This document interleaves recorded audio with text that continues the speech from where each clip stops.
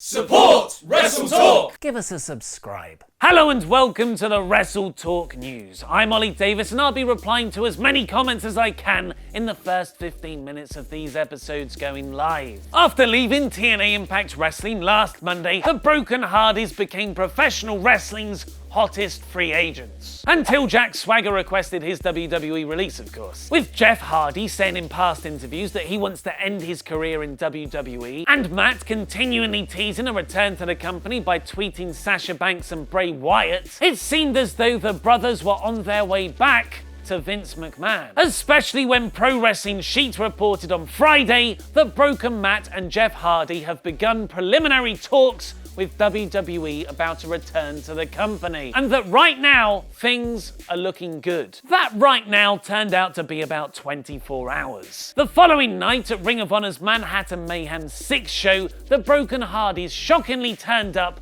after the Young Bucks retained their tag team titles against Lio Rush and Jay White. The Bucks and the Hardys have been waging an interpromotional feud since last year, where Matt invited the Bucks of Youth to total non-stop deletion, and the two teams have been booked for ROH's Supercard of Honor show on WrestleMania weekend since December. The Hardys challenged the Bucks right there in the Hammerstein Ballroom for a title match, and won, becoming the new Ring of Honor Tag Team Champions. Broken Matt then cut the following promo. Nero, you know, a lot of people thought whenever we left that dreadful TNA, many people speculated that we were going to sign a contract with the Meek Mahan. Now myself and the nefarious Nero, we exist on the plane known as Honorable Ring, and the Bucks of Youth used to have the biggest contract in ROH history until the Hardys signed a contract, and this is only the beginning. PW Insider reports that practically nobody knew the Hardys would be turning up at the show, apart from company officials Joe Koff, Delirious, and Greg Gilliland, and the Young Bucks themselves. That's how you keep wrestling surprises in the internet age. Dave Meltzer has since revealed on Wrestling Observer Radio that their deals with ROH are not only the biggest in the company, but they'll also have creative control over their storylines and be able to work independent dates. These were the big sticking points in their negotiations with TNA. Considering all the talent WWE has snatched up from Ring of Honor recently, it's nice to see the little guys finally get their win back. But nobody knows for sure how long the Hardys' ROH contracts are for. Brian Alvarez said he's heard from two different people that the deals are short, so them turning up in ROH doesn't necessarily rule out a post-WrestleMania WWE return. Perhaps their ROH dates are only to fill time until then. As Matt noted on Twitter after the ROH show, this makes them the ROH, TNA, Omega, South America, Mid-Atlantic, Mexican, and National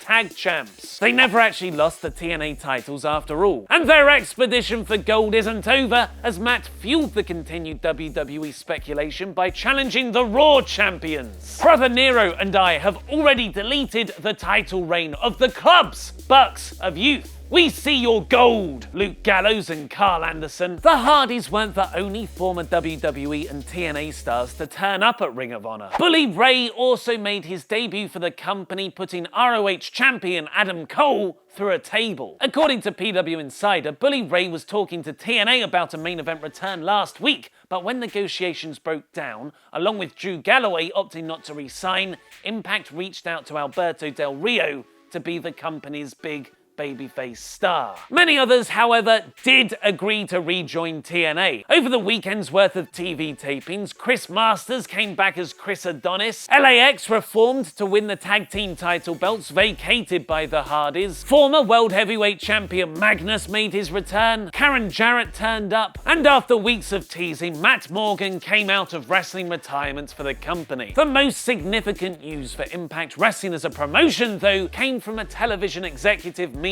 After announcing Impact's UK television deal with Spike, Pro Wrestling Sheet reporting that Jeff Jarrett has met with the network's senior vice president and executive producer, Scott Fishman, about to return to their United States channel. This would be an incredibly positive move from the promotion's current network, Pop TV. Did you notice the botched finish on WWE Fastlane? Find out what was meant to happen and learn all about why the Hardys left TNA in the first place by clicking the videos to the left and subscribe. I've been Ollie Davis and that was wrestling.